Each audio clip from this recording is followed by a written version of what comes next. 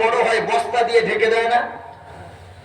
পেয়ারা যাদের চাষ আছে, পেয়ারা ব্যবসা আছে, পেয়ারা গোয়াভা, এখানে কি বলে আমি জানি না, এই পেয়ারা যাদের চাষ আছে পিপি পলি দিয়ে পেয়ারা গুলোকে আটকে দেয় যাতে করে তার কালার ভালো থাকে, বাদুড়ের পাখির যাতে ক্ষতি না করে, এজন্য করে তাদেরকে বেঁধে দেওয়া হয়। কলার কাঁদিতে বস্তা দেওয়া হয় যাতে কলা নষ্ট না হয়, বাদুড়ে না খায়, পাখিতে না খায়, তার কালার ভালো রাখার জন্য তাকে বস্তা দিয়ে ঢেকে দেওয়া হয়। ইসলাম নারীকে বোরকা দিয়েছে, পর্দা দিয়েছে, নারীর ইজ্জত দিয়েছে যাতে নারীর কালার নষ্ট না হয়। জোরে বলেন সুবহানাল্লাহ। নারীর শরীরে কোন হয় না চক্ষু যাতে না পড়ে, এই জন্য করে ইসলাম নারীকে মর্যাদা দিয়েছে। সুবহানাল্লাহ। বলে নারীকে বোরকা দিয়ে নারীর মর্যাদাকে হেয় করেছে না, ইসলাম নারীকে যে মর্যাদা দিয়েছে পৃথিবীর কোন ধর্ম নারীকে সেই মর্যাদা দেয়নি।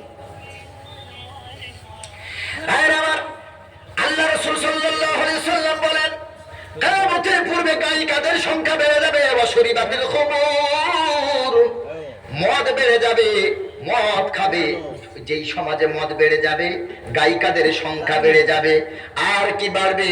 আল্লাহ রাসূল বলেন সুদ বেড়ে যাবে। ইয়াজহারুর রিবা, সুদ বেড়ে যাবে, গায়িকাদের সংখ্যা বাড়বে, মদ মানুষ পান করবে। আল্লাহ রাসূল সাল্লাল্লাহু আলাইহি ওয়াসাল্লাম বলেন সমাজে যখন এই তিনটে পাপ বেড়ে যাবে তখন তিন ধরনের শাস্তি আসবে। একটা হলো ভূমিধস। কি শাস্তি? খাসফুন, ভূমিধস। ফাখাসাফনা বিহি ওয়া বিদারিহিল আরদ, কোরআনে মাজিদে আছে। নূহ নবীর কওমকে আল্লাহ ভূমিধস দিয়ে উল্টে দিয়েছিলেন। ভূমিকম্প আলাদা, ভূমিধস আলাদা। ভূমিকম্প আলাদা, ভূমিধস আলাদা। ভূমিধসটা হলো সরাসরি জমিনটা নিচের দিকে এভাবে বসে যায়, এটার নাম হলো ভূমিধস। আমাদেরই অঙ্গরাজ্য একটা আছে, গত বছর কি 2 বছর আগে প্রায় 200টা পরিবারকে সরকার ওখান থেকে সরিয়ে দিয়েছে। ওই জায়গাতে ভূমিধস হচ্ছে, এখনো ভূমি নিচের দিকে দেবে যাচ্ছে, ওখান থেকে সরিয়ে তাদের নিল।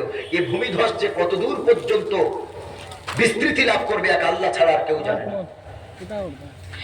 আল্লাহ রাসূল সাল্লাল্লাহু আলাইহি ওয়াসাল্লাম বলেন কিয়ামতের পূর্বে সব থেকে বড় বড় তিনটে ভূমিধস হবে। হাসফুম বিল মাশরিক, হাসফুম বিল মাগরিব, হাসফুম বিজাজিরাতিল আরাবি। নবীজি সাল্লাল্লাহু আলাইহি সাল্লাম বলেন একটা হলো আরবের পূর্বে, মক্কার পূর্বে, একটা হলো মক্কার পশ্চিমাঞ্চলে, আর আরেকটা হলো মক্কার উপদ্বীপে। এই ভূমিধস তিনটে হবে। সব থেকে বড় বড় ভূমিধস হবে এই তিনটে। যতক্ষণ না হবে কিয়ামত ততক্ষণ হবে না। নবীজি বলেন এই অপরাধের সময় গান বাজনা শুনেছ, সারা রাত কানে হেডফোন দিয়ে রাতটা পার করেছ। আমারই এলাকার একটা ছেলে গত বছর বিয়ে ঠিক হয়ে গেছে, দিন ধরাও ঠিক হয়ে গেছে, বিয়ে হবে, কানে হেডফোন লাগিয়ে ঘুমিয়ে পড়েছে। গান শুনতে শুনতে ঘুমিয়েছে গো। আমাদেরই পাশের গ্রামের ছেলেটা, বাবার একটা মাত্র ছেলে, সকালবেলা মা যখন তারা ডাকতে যায় সকাল 8টার সময়, কারণ বর্তমান এমন লাল সাহেবের বেটা ফজরে ঘুম ভাঙে না সকাল 8টা 9টা ছাড়া। ফজরের সময় ঘুমোতে যায়, যেই সময় ইবাদতের সময় তখনও ঘুমাতে যায় মোবাইল ঘেটে ঘেটে। ছেলেটা যখন মারা গেল আমি তখন বাইরে জলসায়। মারা যাওয়ার পর মুখটা এমন হয়ে গেছে দেখলে মনে হয় মানুষের বাচ্চার একটা শূকরের বাচ্চা। নাউজুবিল্লাহ বলে। একটা জোয়ান ছেলে, 24 থেকে 25 বছর বয়স, গান কানে এয়ারবাড এখনো লাগানো আছে, গান চলছে, ওর মৃত্যু হয়ে গেছে। মুখটা বেঁকে, শূকরের মুখ যেমন গোল হয়ে যায় ভাবে প্যারালাইজডের মতো তার মুখ বেঁকে গোল হয়ে গেছে, দেখলে মনে হয় মানুষগুলো চেনা যায় না। রাসূল সাল্লাল্লাহু আলাইহি ওয়াসাল্লাম বলেন যেই সমাজে গান বাজনা বেড়ে যাবে, সুদ বেড়ে যাবে, আর গায়িকাদের সংখ্যা বেড়ে যাবে, আমার নবী সাল্লাল্লাহু আলাইহি ওয়াসাল্লাম বলেন যেই সমাজে বাদ্যযন্ত্রের আধিক্যতা বেড়ে যাবে, ওই সমাজে আল্লাহ তাআলা চেহারার বিকৃতির আযাব পাঠাবে। চেহারাটা বিকৃতি হয়ে যাবে, মানুষের চেহারা এমন হয়ে যাবে বানরের মতো দেখতে লাগবে, শূকরের মতো দেখতে লাগবে। গান শুনবে যুবক, সাবধান সাবধান, কোরআন শোনো, ওয়াজ শোনো, গান শোনো না। কখন মৃত্যু হয়ে যাবে? গত বছর এই জলসা হয়েছিল না হয়নি? গত বছর যে মানুষগুলো এই জলসার ময়দানে বসেছিল সবাই কি বছর আছে? কত মানুষ অন্ধকার কবরে চলে গেছে, উনি জানতো না যে বছর উনি হাজিরা দিতে পারবেন না। এই বছর যাদের চেহারাগুলো আমি দেখছি, আগামী বছর বহু চেহারা যে হুজুর আসবেন তিনি আর খুঁজে পাবেন না। কে চলে যাব আমরা কেউ জানি? আগামী বছর জলসায় যেখানে থাকতে পারবো কোন নিশ্চয়তা নাই। কিসের অহংকার করি আমরা? আমল আখলাক চরিত্রকে মানাও। কারণ বর্তমানে যা দেখছি কিয়ামত খুব দূরে না।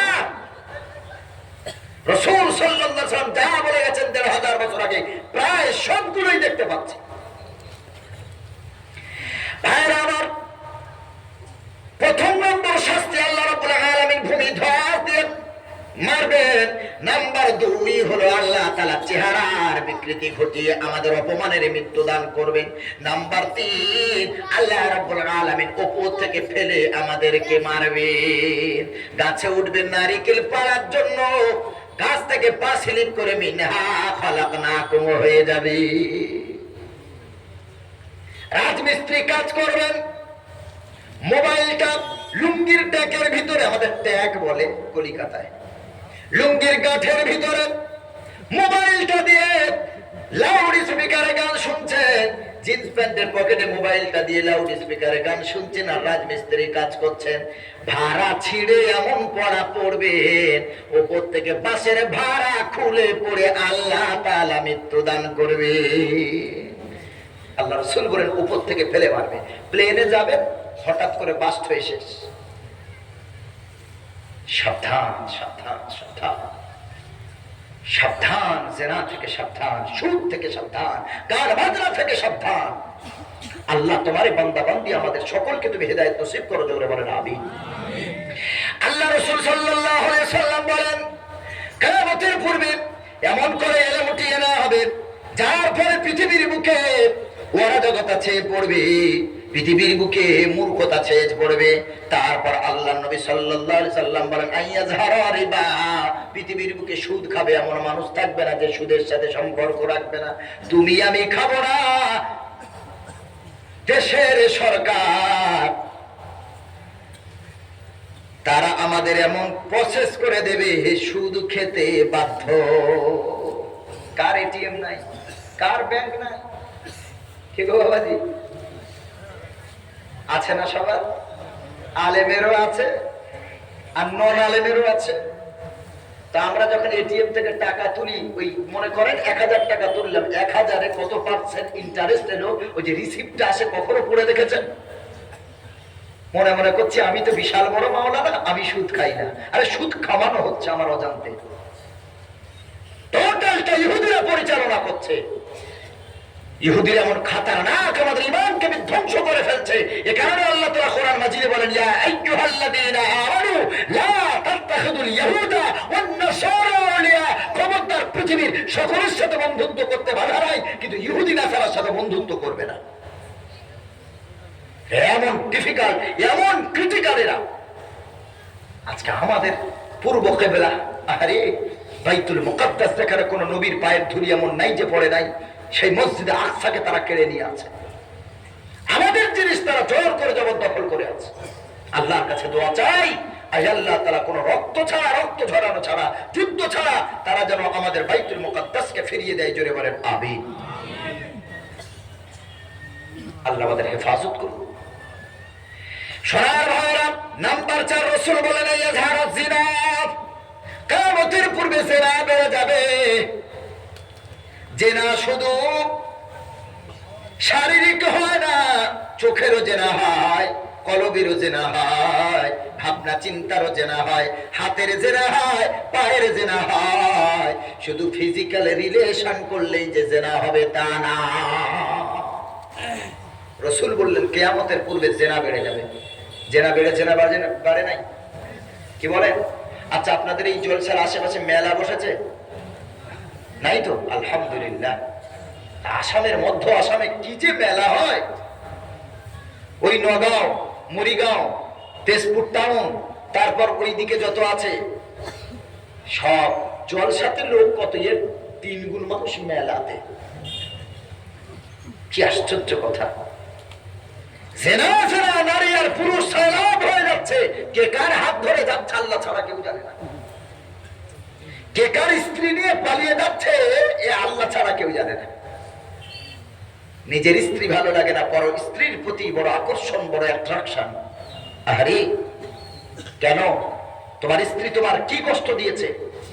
তোমাকে আমাকে স্বামী রূপে পাওয়ার জন্য তার নিজের বাপ, নিজের মা, নিজের গোষ্ঠ পরিবার সব ছেড়ে আমি একজন নতুন আনজান অপরিচিত মানুষ, আমাকে হাতে হাত দিয়ে স্বামী রূপে গ্রহণ করে আমার কারণে সে তার বাপ মা সবকিছু ছেড়ে আমার মায়াতে সে পড়ে আছে।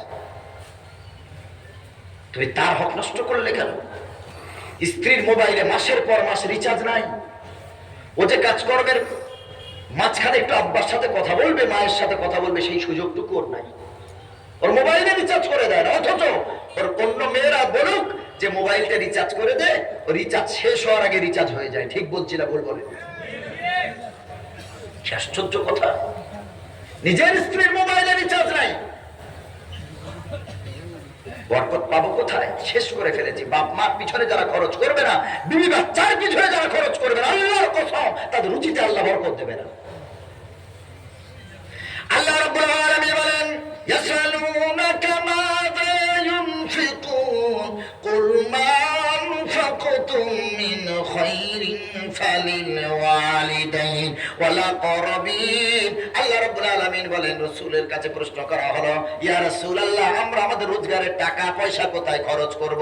কোন জায়গায় ব্যয় করলে সব বেশি হবে? নবীজি বলেন, তোমাদের ইনকাম করা টাকা ফালিল ওয়ালিদাইন, প্রথমে তোমাদের আব্বা আর মায়ের পিছনে তোমরা খরচ করবে। প্রথম খরচ কোথায় বলেন? জোরে বলেন সকলে।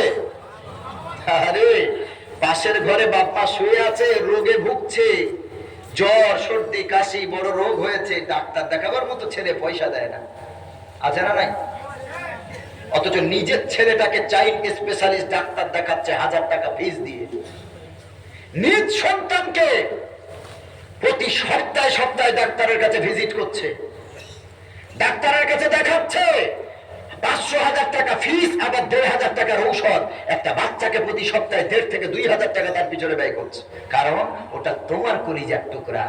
আরে আর তুমি যার কলিজার টুকরা, যার জন্য তুমি পৃথিবীর আলো দেখলে, তাকে তুমি 200 টাকা দিয়ে কোয়াক ডাক্তার দেখাও, তাকে তুমি 200 টাকা দিয়ে গ্রামীণ চিকিৎসক দেখাও, লজ্জা করে না? আব্বা মাকে যারা কষ্ট দেবে, জীবনে তারা বরকত খুঁজে পাবে না, যত টাকা রোজগার করবে। আব্বা মা যাদের জন্য কষ্ট পাবে, তোমার বাচ্চাকে আল্লাহ এমন করে দেবে প্রতি সপ্তাহে ডাক্তারের কাছে নিয়ে ছুটতে হবে, কারণ তোমার বাপ মার চোখের পানি তুমি ঝরিয়েছো। তোমার বাচ্চাকে নিয়ে ডাক্তারের কাছে ছুটতে হবে প্রতি সপ্তাহ, তোমার বিবিকে নিয়ে ডাক্তারের কাছে ছুটতে হবে, তোমাকে প্রতি সপ্তাহে ডাক্তার দেখাতে হবে। তোমার আজকে গাড়ির এই হয়েছে, আজকে গাড়ির এটা খারাপ, কালকে গাড়ির ওটা খারাপ, কালকে মোবাইল পড়ে শেষ, এভাবে তুমি পয়সা রাখতে পারবে না, সব শেষ করে হয়ে যাবে। আর আব্বা মাকে যখন ভালোবাসবে, আব্বা মায়ের পরে যখন স্ত্রী বাচ্চার অধিকার আদায় করবে, স্ত্রীকে পয়সা দেবে, স্ত্রীকে হাদিয়া দেবে, স্ত্রীকে গিফট করবে, কারণ মেয়েরা ফুল ভালোবাসে বেশি, ওদেরকে অনেক দরকার নাই, সামান্য একটা ফুল দেবেন তাতেই খুশি হয়ে যাবে ইনশাআল্লাহ। বিবি বাচ্চার আব্বা মা যদি খুশি থাকে, দেখবেন তখন ওই 10,000 20,000 টাকা যা রোজগার করেন মাসে, আল্লাহ তাতে বারাকাত দিয়ে ভরে দেবে ইনশাআল্লাহ। তখন আর আপনার বাচ্চাকে বারবার ডাক্তারের কাছে নিয়ে যেতে হবে না, আল্লাহ সুস্থ রাখবে, আপনাকেও সুস্থ রাখবে, আপনার মাকে সুস্থ রাখবে, আপনার আব্বাকে সুস্থ রাখবে, আপনি সুস্থ থাকবেন, আপনার গাড়ি ভালো থাকবে, মোবাইল ভালো থাকবে, ঘর ভালো থাকবে, সমস্ত দিক থেকে আল্লাহ হেফাজত করবে। করবো ইনশাল্লাহ বাবাজি, আব্বা মাকে খেদমত করবো ইনশাল্লাহ। ভাইরা আমার, যে কথা বলতেছিলাম, কিয়ামতের পূর্বে জেনার আধিক্য বেড়ে যাবে, জেনা করবে মানুষ, জেনাকে জেনা বলে মনে করবে না, গুনাহ বলে মনে করবে না। কিছু বলছেন? জি, জেনাকে জেনা বলে মনে করবে না, কিছু বলবে? আচ্ছা আচ্ছা, এই সাউন্ডটা দিন।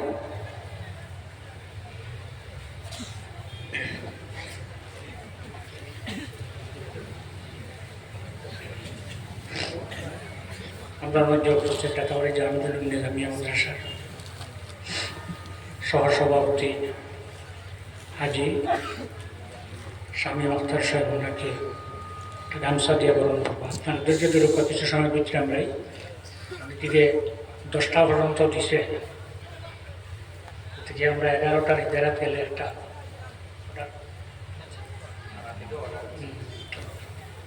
তো আমরা মিলাশর দিয়েছেন।